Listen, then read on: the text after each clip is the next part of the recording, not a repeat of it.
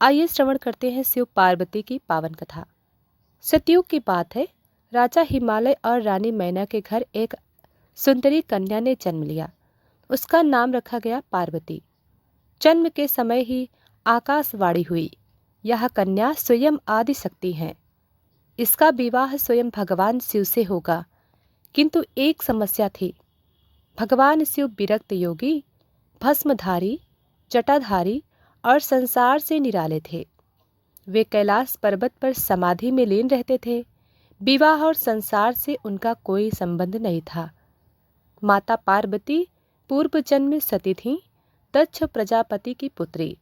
जब दक्ष ने यज्ञ में भगवान शिव का अपमान किया तो सती ने क्रोधित होकर योगाग्नि में अपने शरीर का त्याग कर दिया। सती के वियोग में भगवान शिव ने तांडव किया और फिर गहरे तप में लीन हो गए। देवताओं को भय हुआ, यदि शिव ऐसे ही तप में लीन रहे तो दैत्य तारकासुर का वध कौन करेगा। तारकासुर को वरदान था कि उसका वध केवल शिवपुत्र ही कर सकता है। इसलिए देवताओं ने योजना बनाई, शिव और पार्वती का विवाह होना आवश्यक है। माता पार्वती बचपन से ही शिव को अपना पति मानती थीं। उन्होंने कठोर तपस्या आरंभ की। पहले फलाहार, फिर पत्तों का सेवन और अंत में केवल वायु पर जीवित रहीं। हजारों वर्षों तक तपस्या चली। उनका शरीर क्षीण हो गया, पर संकल्प अडिग रहा। देवताओं ने शिव जी से प्रार्थना की, हे महादेव, पार्वती की तपस्या स्वीकार कीजिए। भगवान शिव ने पार्वती की परीक्षा लेने का निश्चय किया। भगवान शिव ब्राह्मण का रूप धारण कर पार्वती के पास गए और बोले, हे देवी, तुम उस जटाधारी भस्मधारी योगी को अपना पति चाहती हो। वह तो शमशान में रहता है। पार्वती ने उत्तर दिया, आप चाहे जो कहें, मेरे लिए वही सर्वश्रेष्ठ है। मैं जन्म जन्मांतर तक शिव को ही पति रूप में स्वीकार करूंगी। उनकी अटूट भक्ति देखकर शिव प्रसन्न हो गए।